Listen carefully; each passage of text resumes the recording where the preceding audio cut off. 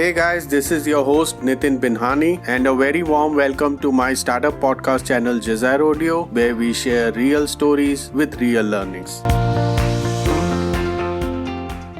So in today's podcast, I invited Karthik Sridharan, the co-founder of Flexiple and Remote.tools. Karthik had bootstrapped Flexiple for 4 long years to build a self-sustaining venture which has recently crossed $1 million in revenues. And in this podcast, Karthik will share his insights on his bootstrapping journey, mistakes and lessons he learned, as well as the advice he wishes to share with his fellow entrepreneurs. So let's welcome today's special guest. Hi Karthik, welcome to Jazar Audio and thank you for talking to us. My pleasure, Nitin. Thank you so much for having me. So let's start with, now you spent $5,000 on the first as well as on the second product, but eventually both failed. So what really went wrong? I think it's very simple.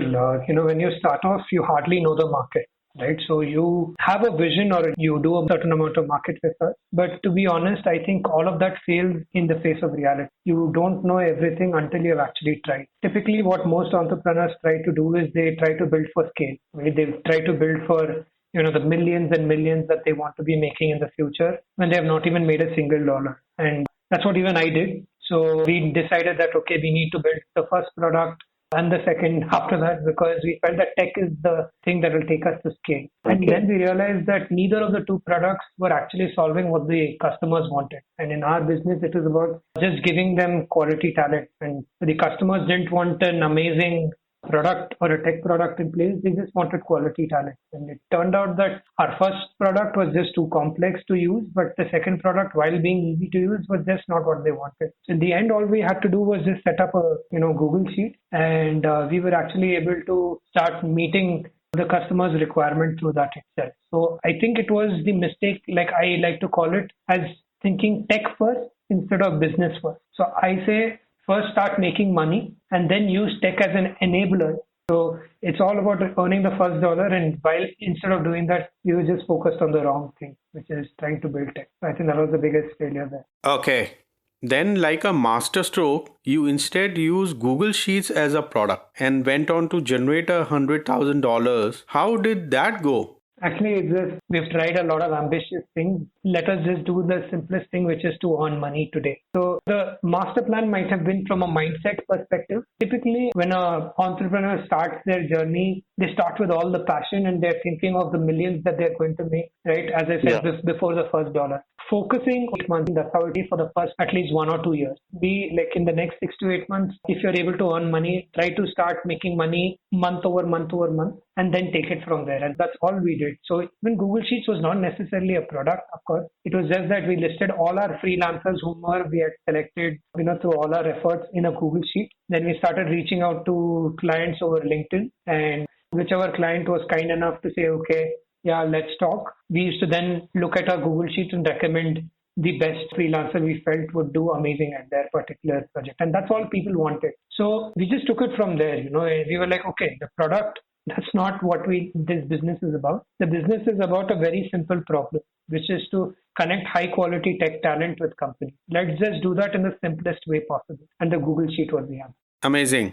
So what's the learning here for the founders who are basically building their first MVP? Yeah, I think a lot of people confuse themselves to be core tech startups, where they think that a product is a necessity. Most of the startups that are out there are actually tech-enabled startups, right? So like if you were to take Uber or Swiggy or Airbnb and all of these are all tech-enabled startups. Tech is actually not necessary to start the company. Tech is necessary to scale the company. So even if we were to take any idea out there, the question to ask is, what is the first problem that you want to be solving, right? And is the product the answer for it? Most of the time, the way people phrase the question is, how do I solve this problem through tech? I think the way a person needs to phrase that question is, how do I solve this problem to start this business for the next 6 months? I think the MVP will be a natural answer to that particular question. So it might not be Google Sheets every time, but building an app and then hoping people come onto it is just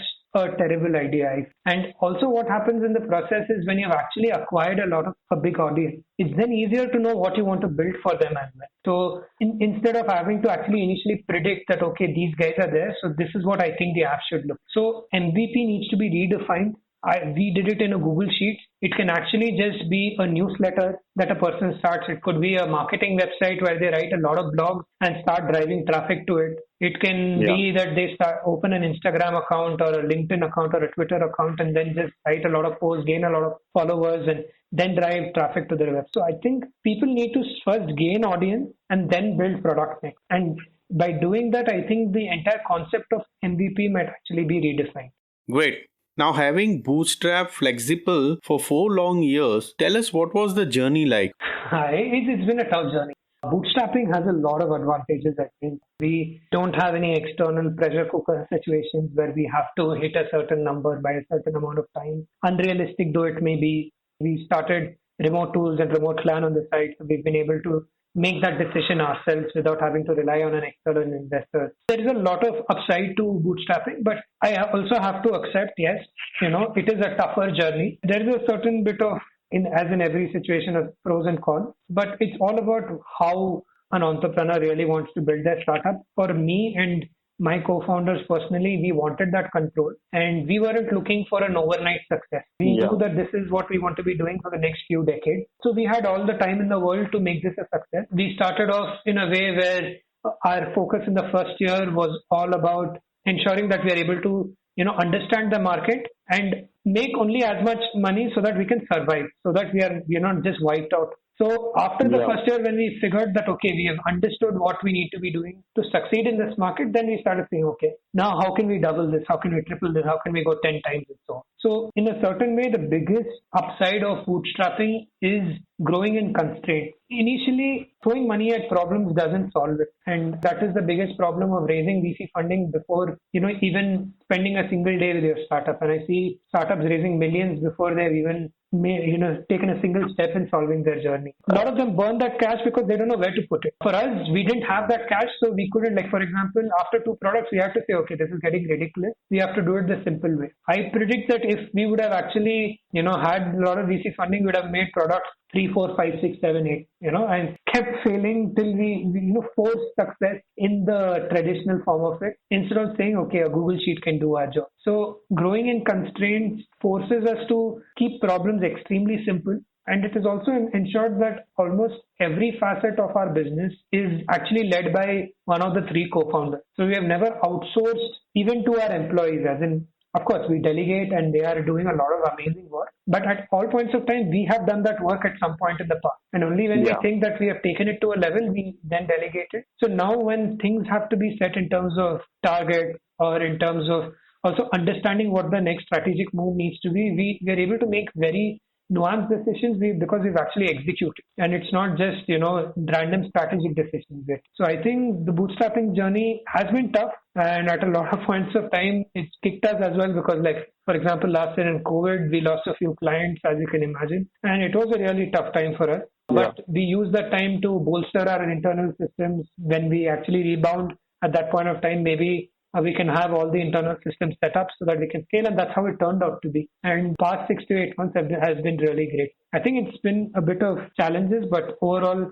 I don't think I would choose any different kind of journey for us. And what it rather allows us to be is to be realistic, right? And to be more process driven rather than output driven. And for us, I am ready to, let's say, make $1 million 4 years later rather than make $1 million in a year and then not exist in the second year.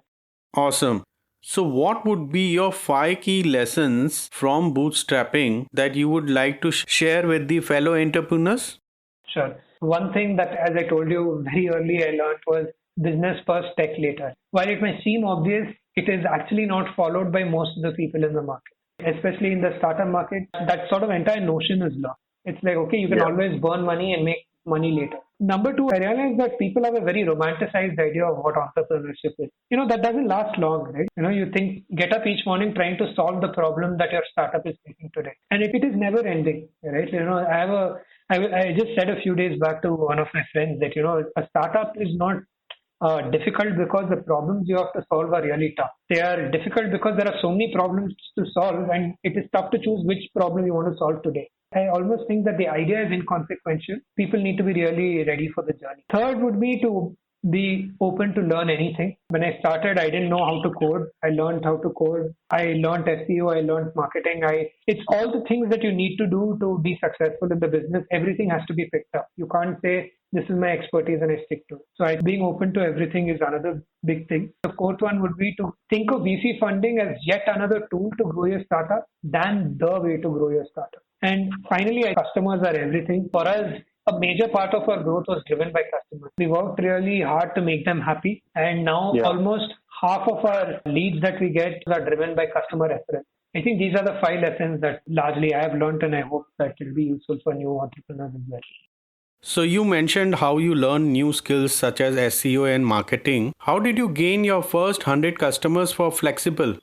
SEO actually came a bit later, and that's one of my regrets. If I have to sort of tell people, start SEO as soon as possible, start building your audience on social media as soon as possible. But yes, as in the first year, it was largely about survival and learning the market. So the way we went about it was very simple. Each of us went to LinkedIn and started looking at all the startups that we would like to be our client. So we just made a list of all of those startups and then started seeing who works in that startup and if we have a mutual connection with that person. Then it was just tirelessly reaching out to them over LinkedIn, over mail. If I was able to get their number, give them a call, ask them for an introduction. I would try to sell our entire concept. Initially, we were selling only dreams, of course, because we didn't have any customer at all. You need a few, lucky hits. So we did get that. One of my friends helped me with one particular startup he was working in. He had a talent requirement that we were able to immediately fulfill. And in the initial phase, it's all about that first customer. You need that momentum to drive you through. So we just need to hustle, not think of scale at all, and just, hustle your way to get that first customer, then the next one, the next one. And once you start getting a few customers going, I think it is easy to start providing testimonials to say, okay, I'm already working with so many different brands, how about you? And you also learn from those 4 or 5 customers on what is the exact pitch that has worked for them, that really made them choose you. After that, you learn a bit and then you just keep live, die, repeat, just. Finally, would you like to share a brief about both your ventures, Flexible and Remote.tools? Sure. Flexible's concept is super simple. We connect quality tech talent with tech startups and companies across the world. By that, we have an exclusive network at Flexible where we vet each and every developer who joins our network. And then we connect them with amazing startups across the globe. And that's the money-making enterprise. That's what has made $1 million for us now in revenue. On what we had done in Remote.tools was build a repository of remote products and have detailed reviews of every one of them so that choosing one product for your particular use case can become really easy. We didn't expect it to, blow up, but it did. So we put it on Product Hunt. It did very well. COVID changed everything and it's grown exponentially. But our end goal is to build something like a LinkedIn for remote tools and remote plans. So with this, we have reached at the end of this podcast.